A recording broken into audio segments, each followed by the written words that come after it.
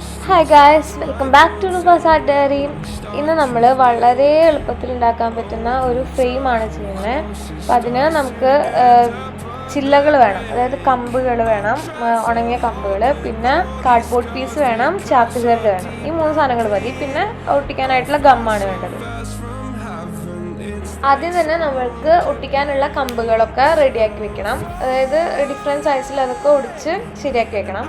പിന്നെ ഒരു കാർഡ്ബോർഡ് പീസിൽ നമുക്ക് ഒരു അത്യാവശ്യം സർക്കംഫറൻസിലുള്ള ഒരു റിങ് കട്ട് ചെയ്തെടുക്കുക ചെയ്യേണ്ടത്.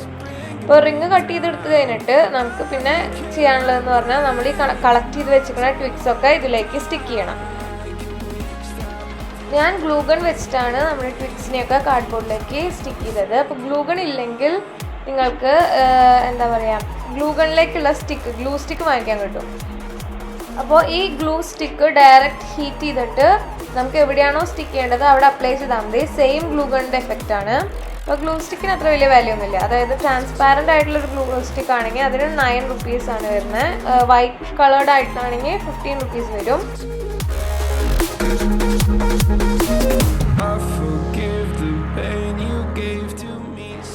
അങ്ങനെ നമ്മുടെ ട്വിഗ്സ് എല്ലാം കാർഡ്ബോർഡിലേക്ക് സ്റ്റിക്ക് ചെയ്യണം. ഗ്ലൂ ഗൺ വെച്ചിട്ട് നല്ലോണം അടുത്തടുത്ത് ഗ്യാപ്പൊന്നും ഇല്ലാത്ത രീതിയിൽ സ്റ്റിക്ക് ചെയ്യാൻ നോക്കണം.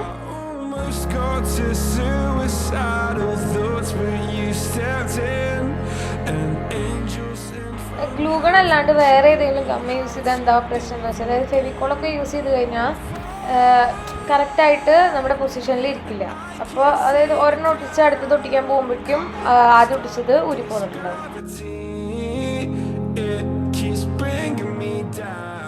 ഇപ്പം ഗ്ലൂഗൺ ആണെങ്കിൽ നല്ല അടിപൊളിയായിട്ട് നല്ല സെറ്റായിട്ട് എല്ലാം സ്റ്റിക്കായിട്ടുണ്ടാവും. അപ്പോൾ അതാണ് ഗ്ലൂഗൺ ഉപയോഗിക്കുമ്പോൾ ഉള്ളൊരു പ്ലസ് പോയിന്റ് എന്ന് പറയുന്നത്. ഗ്ലൂ സ്റ്റിക്ക് ആണെങ്കിലും സെയിം തന്നെ കേട്ടോ.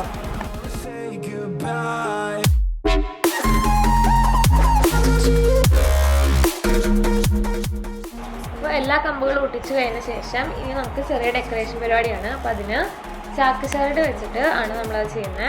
അപ്പോൾ ചാക്ക് ചരട് നമ്മൾ ഒരു 10-12 സെൻറ്റിമീറ്റർ നീളത്തിൽ കട്ട് ചെയ്തെടുക്കണം. അങ്ങനത്തെ കുറച്ച് അധികം പീസസ് വേണം. നമ്മൾ അത് വെച്ചിട്ട് ചെറിയ ചെറിയ ബോൾസ് ആണ് ഉണ്ടാക്കുന്നത്. ബോൾസ് എന്നൊന്നും പറയാൻ പറ്റില്ല, എന്താ പറയുക, അത് ഷേപ്പ് വട്ടത്തിലിരിക്കും, അതായത് ഒരു ബോളിൻ്റെ പോലെ ഇരിക്കും. അതുകൊണ്ട് നമുക്കതിനെ അങ്ങനെ പറയാം. ചാക്ക് ചരട് വെച്ചിട്ട് നമ്മൾ ഈ വുള്ളൻ ത്രെഡൊക്കെ വെച്ചിട്ടുണ്ടാക്കുന്ന പോലെ ചാക്ക് ചരട് വെച്ചിട്ടുണ്ടാക്കുന്നുള്ളൂ. അപ്പോൾ അതിന് കുറച്ചധികം സ്ട്രിങ്സ് വേണം കേട്ടോ. അപ്പോൾ 10-12 സെൻറ്റിമീറ്റർ ലെങ്ത്തുള്ള കുറച്ചധികം സ്ട്രിങ്സ് നമ്മൾ കട്ട് ചെയ്തെടുക്കണം.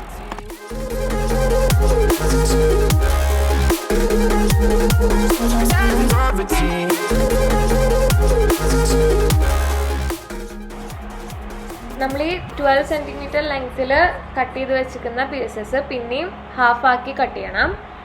എല്ലാം അങ്ങനെ കട്ട് ചെയ്ത് വെച്ച ശേഷം 10 പീസസിൻ്റെ ബണ്ടിലാക്കി പിന്നെ കെട്ടിവെക്കണം. അങ്ങനെ നമ്മൾ ചെറിയ ചെറിയ ബണ്ടിലാക്കി വെക്കണം. ഓക്കെ,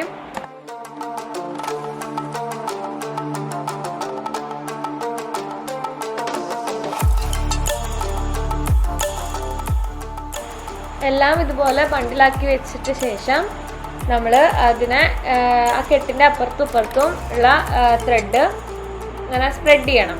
സ്പ്രെഡ് ചെയ്ത് എല്ലാം നല്ലോണം സ്പ്രെഡ് ചെയ്ത് കഴിയുമ്പോൾ ഏകദേശം ഈ നൈലോൺ പഞ്ഞിയൊക്കെ ഉണ്ടാവില്ലേ, അതുപോലെ ആവും. അതുവരെ നമ്മൾ നല്ലോണം സ്പ്രെഡ് ചെയ്ത് വെക്കണം. ഓക്കെ,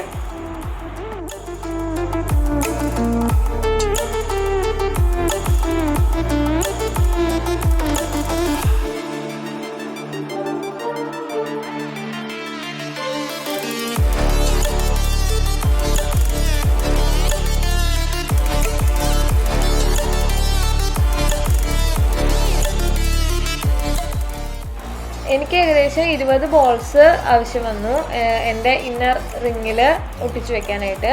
അപ്പോൾ ഞാനിവിടെ രണ്ടാമത്തെ പറഞ്ഞ മെത്തേഡ്, അതായത് ഗ്ലൂ സ്റ്റിക്ക് ഡയറക്റ്റ് ഹീറ്റ് ചെയ്തിട്ട് സ്റ്റിക്ക് ചെയ്യുന്ന മെത്തേഡ് വഴിയാണ് ഞാൻ ഈ ബോൾസ് ഒട്ടിച്ചിട്ടുണ്ട്. അപ്പോൾ അത് എല്ലാം നമ്മളുടെ റിങ്ങിൻ്റെ ഇന്നർ സൈഡിൽ ഒട്ടിച്ചു വെക്കാം. അപ്പോൾ അടുത്തടുത്ത് ഒട്ടിച്ചു വെക്കണം, ക്യാപ്പൊന്നും ഉണ്ടാവാത്ത രീതിയിൽ ഒട്ടിച്ചു വെക്കണം.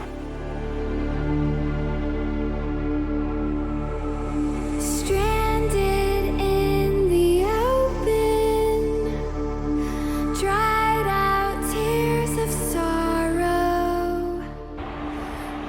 ഇനി എന്താ ചെയ്യണമെന്ന് വെച്ചാൽ നമ്മുടെ ഫ്രെയിം നമുക്ക് ഹാങ് ചെയ്യാൻ വേണ്ടിയിട്ട് നമ്മുടെ ബാക്കിൽ അതിനൊരു ഹുക്ക് ഉണ്ടാക്കുകയാണ്. അതിന് വേണ്ടിയിട്ട് ഞാൻ നമ്മളുടെ ചാക്ക് സൈഡ് തന്നെ യൂസ് ചെയ്യാണ്. ചാക്ക് സൈഡ് വെച്ചിട്ട് ഞാൻ 3 പീസ് എടുത്തിട്ട് മെടഞ്ഞു, നമ്മൾ സാധാ മുടി മെടയണ പോലെ മെടഞ്ഞു. എന്നിട്ട് അതാണ് ഈ ഗ്ലൂ സ്റ്റിക്ക് തന്നെ വെച്ചിട്ട് അത് ബാക്കിൽ സ്റ്റിക്ക് ചെയ്യാൻ ചെയ്തിരിക്കണേ.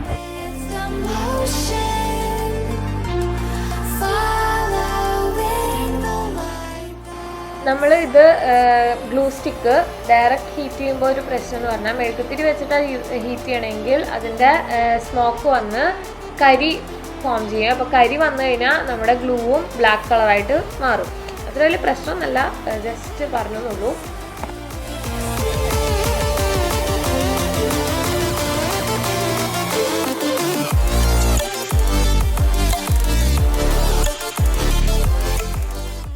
ചിലരൊക്കെ ഇങ്ങനത്തെ ഫ്രെയിം നേരത്തെ കണ്ടിട്ടുണ്ടാവും, ചിലപ്പോൾ ഉണ്ടാക്കിയിട്ടുണ്ടാവും. പക്ഷെ എനിക്ക് ഈ ഫ്രെയിം ഉണ്ടാക്കണം എന്ന് നല്ല ആഗ്രഹം ഉണ്ടായിരുന്നു. അതുകൊണ്ടാണ് ഞാൻ ഇത് ഉണ്ടാക്കി അതിൻ്റെ വീഡിയോ ഇട്ടത്. അപ്പോൾ നിങ്ങൾ ആദ്യമായിട്ടാണ് ഇങ്ങനത്തെ ഫ്രെയിം കാണുന്നത് അല്ലെങ്കിൽ ഉണ്ടാക്കുന്നത് കാണണമെങ്കിൽ തീർച്ചയായും ഉണ്ടാക്കി നോക്കണം, എന്നിട്ട് എന്നെ അറിയിക്കണം. അപ്പോൾ എല്ലാവർക്കും വീഡിയോ ഇഷ്ടപ്പെട്ടെന്ന് വിചാരിക്കുന്നു.